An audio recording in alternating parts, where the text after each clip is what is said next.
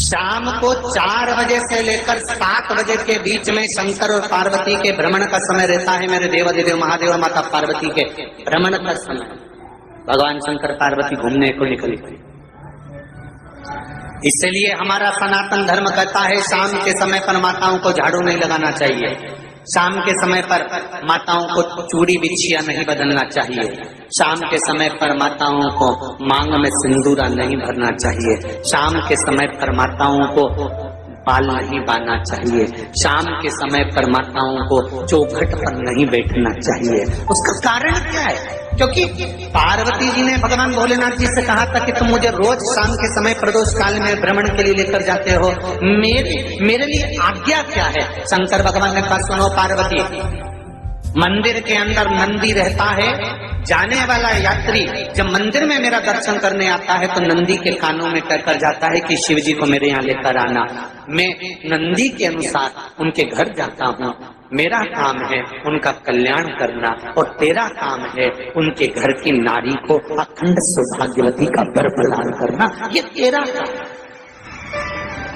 तब पार्वती माता ने कहा अखंड सौभाग्यवती होने का वर मैं तो दे दूंगी, पर उस समय पर माता चूड़ी बदल रही होगी और हाथ से चूड़ी निकाल रही होगी तो मैं वर कैसे दे सकती हूँ? मांग भर रही होगी तो मैं वर कैसे दे सकती हूँ? उस समय पर चूड़ी बिछिया बदला जा रहा होगा तो मैं वर कैसे दे सकती हूँ? उस समय पर झाड़ू लग रही होगी तो मैं लक्ष्मी को वहां कैसे भेज सकती हूँ? आप बताओ। तो शंकर भगवान ने कहा प्रदोष का समय एक ऐसा समय होता है, शाम का समय ऐसा होता है जिस समय पर केवल शंकर और पार्वती की आराधना का समय होता है।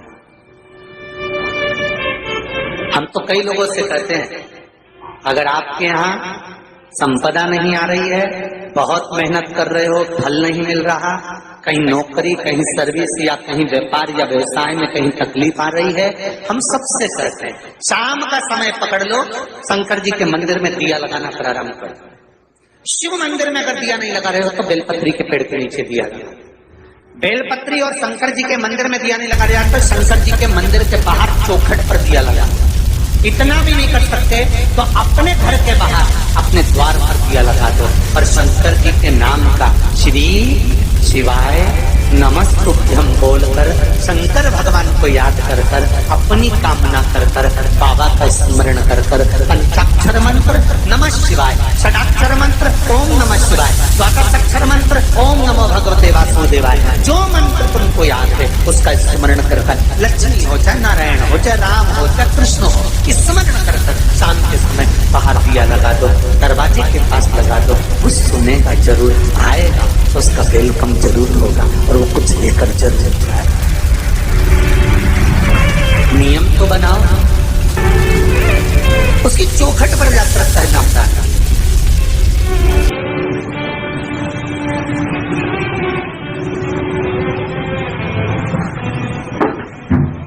बृहस्पति महाराज ने कहा कि शाम का समय जो प्रदोष का समय होता है उस समय पर इंद्रदेव तुम शंकर जी की आराधना करो। शिव आराधना से शंकर जी जो मार्ग प्रशस्त करेंगे, शिव आराधना से जो शंकर जी कहेंगे वो तुम करना, ठीक है? आराधना करी बाबा भोलेनाथ जी।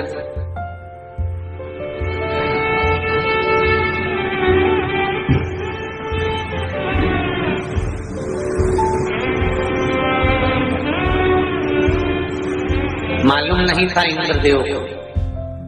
बृहस्पति महाराज ने प्रदोष की महत्वता समझाई तो प्रदोष का समय जानकर शंकर जी पर 7 बेलपत्र प्रदोष के दिन इंद्र ने समर्पित कर दी बिना सोचे। कितनी बेलपत्र? 7।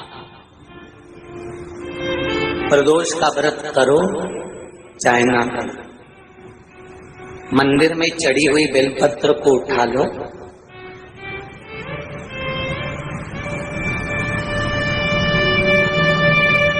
बेलपत्र का ब्रह्म कमल बना लो,